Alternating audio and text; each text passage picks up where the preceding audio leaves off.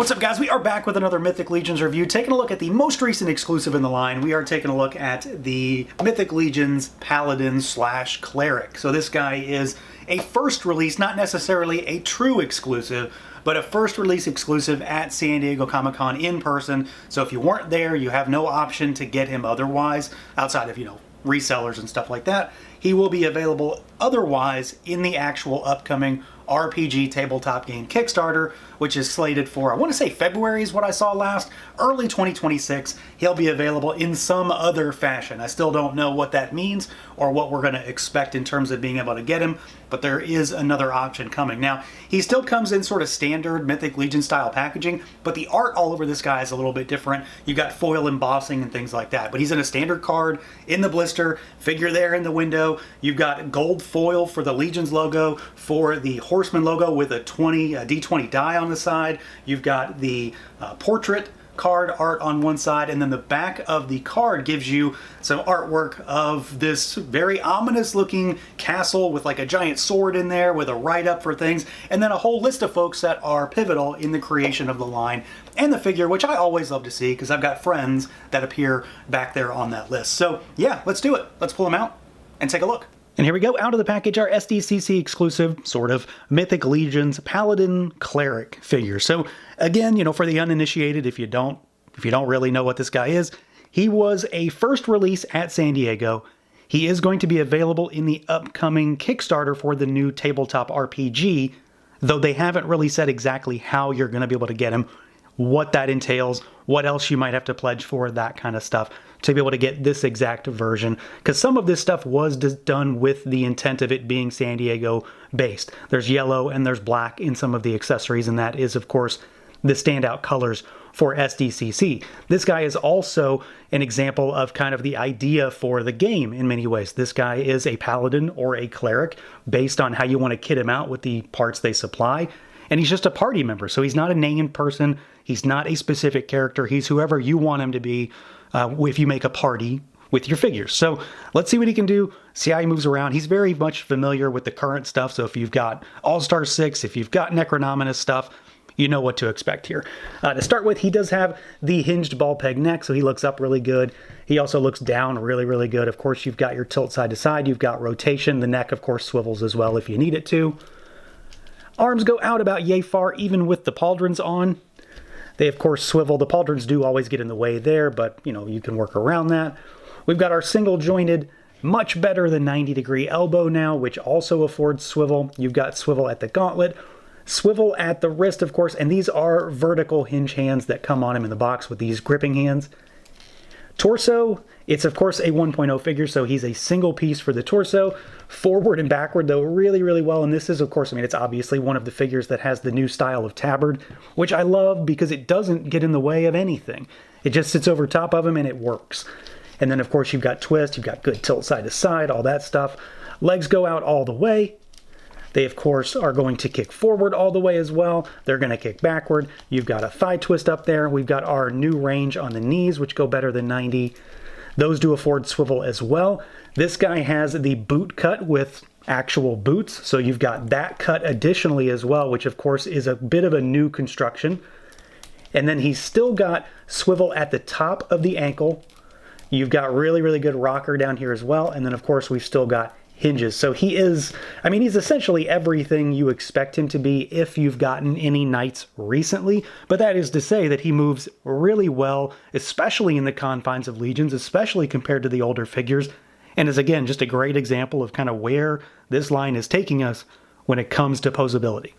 Now, as far as the overall look and feel, this guy is, well, obviously very familiar, right? He has a lot of parts that we've seen, but he is very different at the same time, especially in terms of how he's put together and the idea behind this guy. So he does have, this very black and gold color scheme, which I assume that's also in some way a reference to San Diego Comic-Con, because some of his accessories are black and yellow, which is their specific colors. I think black and gold works really well for this tabard, and I'll keep singing the praises of this thing pretty much forever because I love the system that they've gotten for this, where the torso piece is like a shirt that you could take off if you want, and you've got this torso, like a Valiant torso, in this very dark gunmetal color. And then you've got the skirt pieces that are separate. And this, of course, is all wired, but it doesn't get in the way of anything. It doesn't get in the way at the belt, at the waist, really, and it doesn't in any way hinder or impede articulation. So that's a major, major positive, while also looking really cool and having, at this point anyway, a fairly unique design in terms of that embroidering, or whatever you want to call it, on the tabard itself.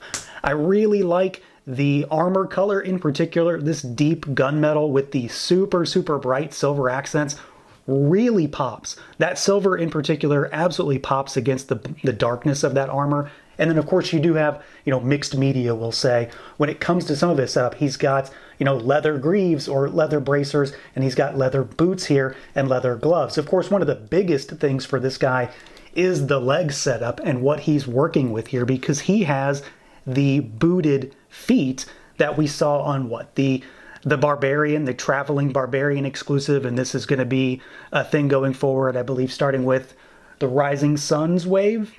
Someone correct me if I'm wrong. There's a lot of legions in flux right now, but you've got, the fully armored legs that end in a separate piece for that lower calf, lower ankle, and the full foot with a boot. And this looks great. Like, the paintwork on it is really nice. It looks like leather. It looks very worn and beaten, but it does give him that small thing. That one little thing gives this figure a very different look compared to pretty much every other knight that has used the same 5 or 6 feet for the last almost 10 years now, right? So this guy does have something that is very familiar in terms of his overall build, a lot of the parts usage, a lot of these belts and buckles and everything. We're all really familiar with that at this point. But this small change down here, as minuscule as it really is in the grand scheme of things for a single figure, I really like the way it transforms his look, and it turns him into something that's not just your regular knight when it comes to legions. And then, of course, he does have more of that chainmail that we've been seeing relatively recently. You've got the piece around the neck, I don't know what that's called, that sits on the collar. And then, of course, you have the full chainmail helm that sits over top of him. And he's got this faceplate, which I really like this. Of course, this is yet another figure that looks strikingly like Dan Larson from Secret Galaxy. I don't know what kind of conspiracy is going on in the toy manufacturing world that makes this happen so often, but here we are. The face looks good though. Paint is very clean and crisp, and he's got just a shock of white in that beard just to make it stand out a little bit more and highlight some of that sculpt.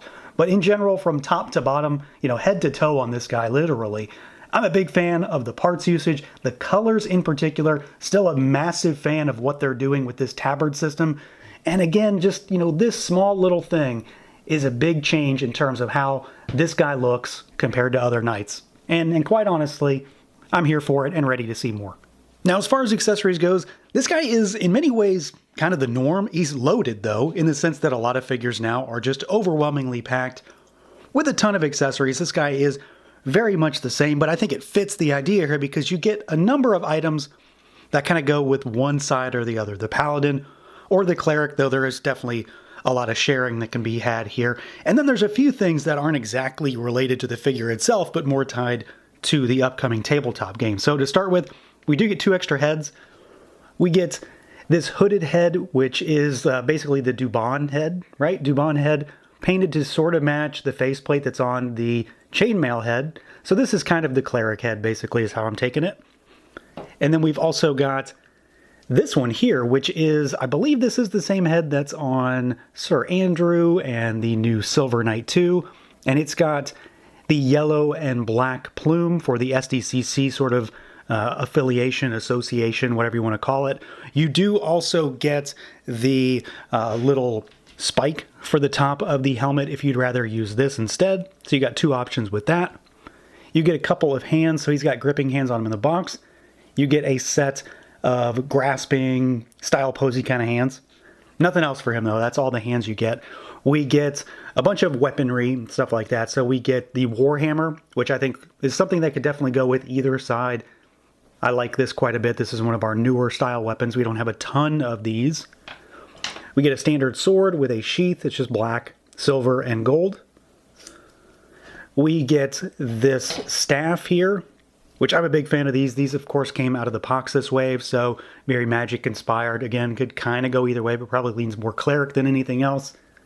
It's got a black handle and then bronzy accents with a translucent blue-green effect on the inside of that, which is really cool. You also get a shield that again shows up the SDCC yellow and black. You get the C-grip on this, but you also get the handle as well, if you want to use that. We get the lightning magic effect piece. We've got a few of these. These again started in the Poxis wave, and this is done up in the same kind of color that matches the translucent pieces inside the staff, so that's cool. We get a Librum with a chain on it, so you can throw it over his shoulder or try to wrap it around his belt. This one doesn't open or anything like that, but it does, again, fit, I think, both sides in particular. This is definitely something I would see, you know, a priest or a cleric or a paladin hold, so that's kind of neat. Since we get extra heads, and this is something we see a lot these days, you get an extra neck piece with the hinged ball peg. So if you want to use one of these heads on another figure that doesn't have this kind of neck, and has a removable neck, that is, you've got the option there. And then this guy has a few things that aren't specific for the figure. This can be used with it if you want, like I've got in the thumbnail. So this is a D20 that comes with the figure, and the 20, if I can find it, is the Horsemen's logo, that horse skull logo, and it's done up in yellow. We got a die at Legion's Con last year too. It's different. I don't remember what color that was though. And then we also get these two items, which I love. I love these so much. So you've got these sort of character cards that are definitely meant for the game. I don't really know anything about tabletop games or anything like that, or what these might be used for, but they've got a little bit of a bio on them, and then you can download the character sheet with these QR codes. I am just in love with the idea of having cards for legions. Like, if I could get the whole line like this, you know, sign me up. I'm big into cards right now, so this may be a factor there. But the artwork is tremendous, and of course, you know, the quality is also nice too. That's a pretty heavy cardstock. I think it's a pretty cool inclusion, especially with the idea behind this one. But even beyond that kind of stuff, this guy is really, really loaded, just in the general sense with what we're seeing when it comes to Legion's accessories now. So yeah, overall, I'm really happy with this guy.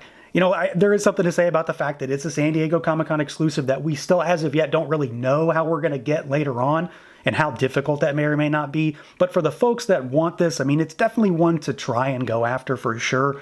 He is, again, very familiar, but at the same time, very, very different from pretty much every other thing we've gotten recently. The accessories this guy comes with are just insane. The tons and tons of stuff, varying types of things to play up the two different roles and classes. Not to mention the fact, and I'm going to harp on this forever, those cards that they included, I need those for every single Legion's figure that has ever been made at this point, however we have to get those. But I think this figure is really solid. The tabard looks great. The armor looks great. He moves really well. He's got those new lower boot pieces. There's a lot to pick up on here for any Legions fan. So that's going to do it for this look at the Mythic Legions Paladin Cleric SDCC exclusive. Let me know what you guys think. Feel free to like, comment, subscribe, and share, and until next time.